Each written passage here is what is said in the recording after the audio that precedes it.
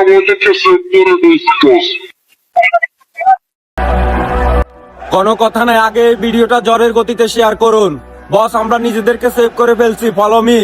এই লোকটা এই কথাটি কাকে বলছে? ওই জায়গাতে আগুন জ্বলতেছে, এখানে আউটসাইডে আসা এই ইনফরমেশনটা এই লোকটা কাকে দিয়েছে? আপনারা কি কিছু বুঝতে পারছেন? না হলে আমাদের বাংলাদেশে দিনের পর দিন এত বড় বড় জায়গাগুলোতে কিভাবে আগুন লাগতেছে, যেখানে আমাদের কোটি কোটি টাকার বিজনেস, সেই জায়গাগুলোতে দিনের পর দিন কিভাবে আগুন লাগতেছে? নিশ্চয় এর ভিতরে কোনো বড় ধরনের ষড়যন্ত্র চলতেছে। আমি প্রশাসন বাহিনীকে দৃষ্টি আকর্ষণ করতেছি যে এই লোকটাকে আইনের আওতায় এনে তার স্বীকারোক্তি নেন। তার সাথে কে কে জড়িত আছে, কে ঠান্ডা মাথায় এই মাস্টার মাইন্ডের খেলা খেলতেছে।